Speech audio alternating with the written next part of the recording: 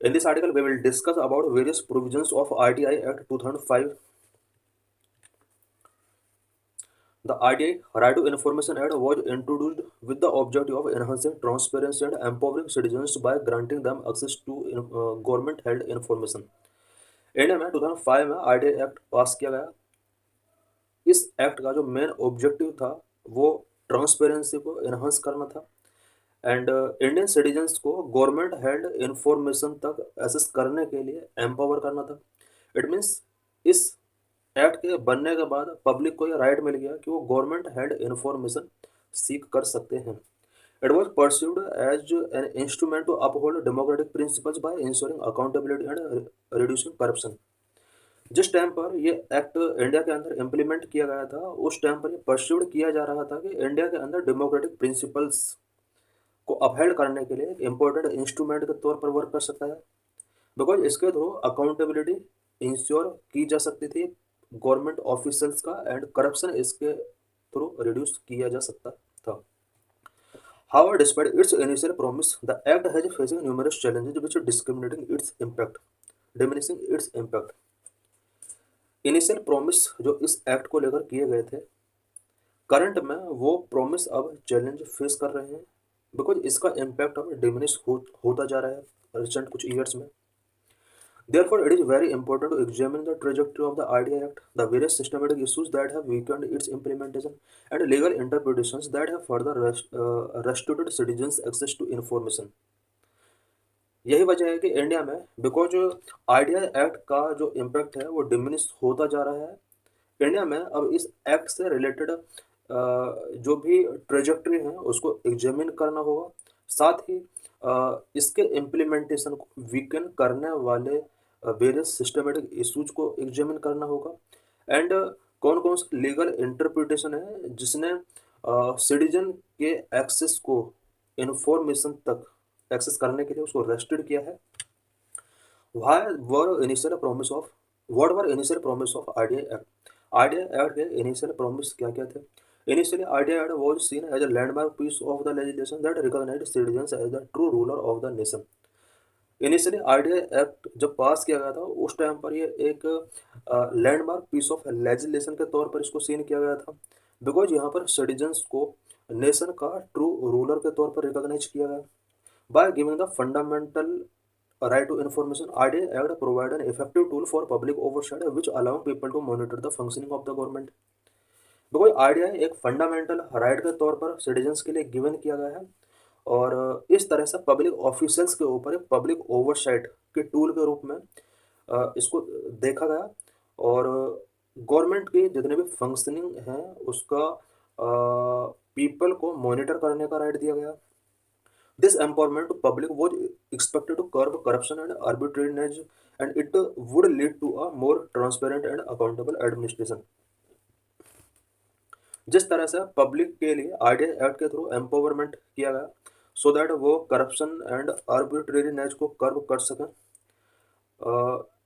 इसके through administration को मोर accountable and transparent वे में चेंज किया जा सका।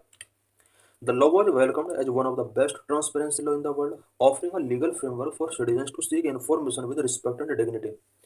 RTI Act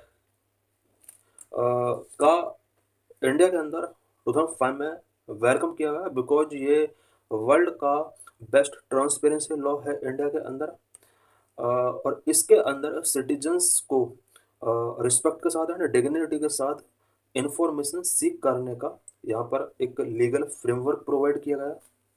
However, the optimism surrounding RTI Act quickly diminished and as the bureaucracy and government registered this shift in power.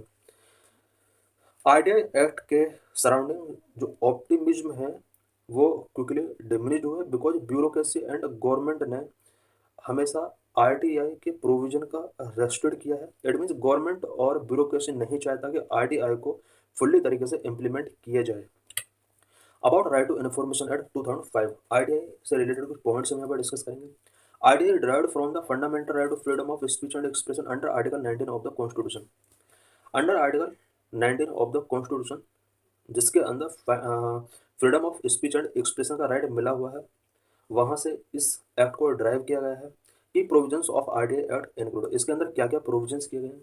Section 4 of the act impose an obligation on public authorities to maintain its record in a manner which facilitate the right to information under the act.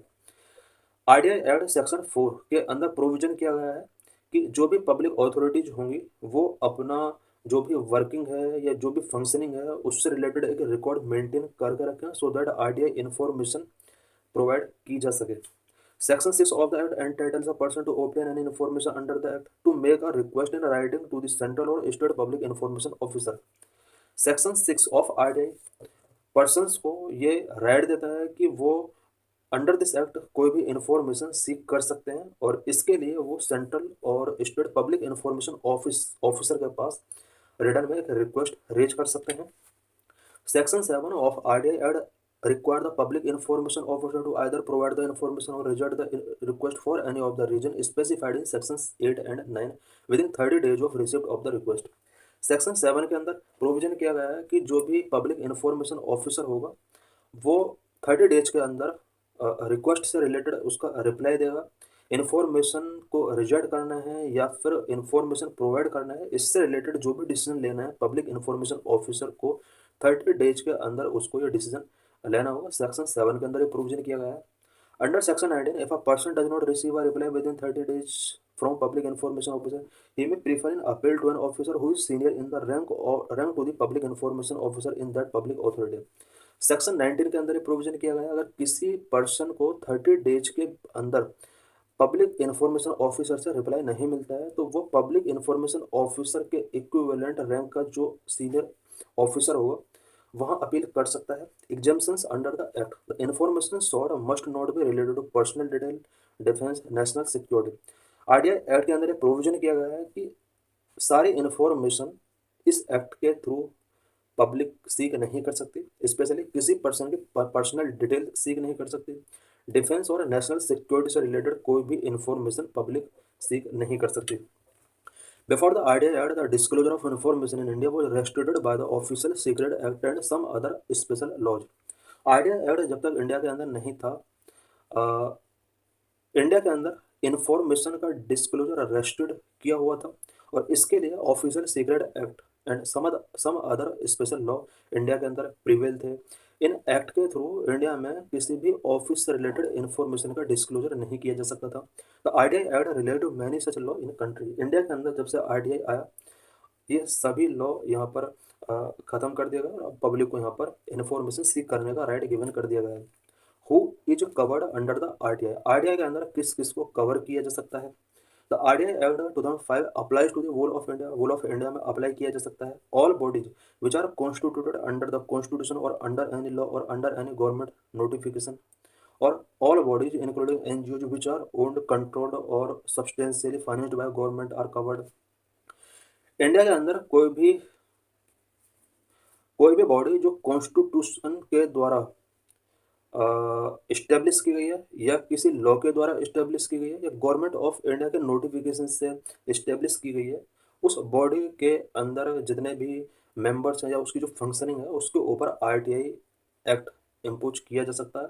It means उस body के अंदर जितने भी officials हैं उनके against या फिर उस बॉडी की फंक्शनिंग से रिलेटेड, वर्किंग से रिलेटेड कोई भी इंफॉर्मेशन पब्लिक सीख कर सकती है।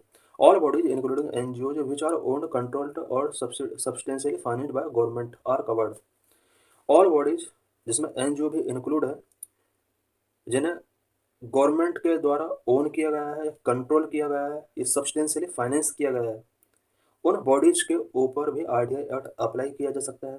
All private bodies which are owned, control और substantially financed by government are directly covered. Private bodies जो कि गवर्नमेंट ऑफ इंडिया के द्वारा, स्टेट गवर्नमेंट के द्वारा ओन किया गया, कंट्रोल किया गया, सब्सटेंशियली फाइनेंस किया जा रहा है, उनके अगेंस्ट भी आरटीआई एक्ट अप्लाई किया जा सकता है। Systematic issues and judicial interpretation that Weeknd the RTI act. RTI act को कुछ सिस्टमेटिक इशूज और जुडिशियल इंटरप्रिटेशन ने किस तरह से वीक किया है। Bureaucratic resistance and systematic erosion.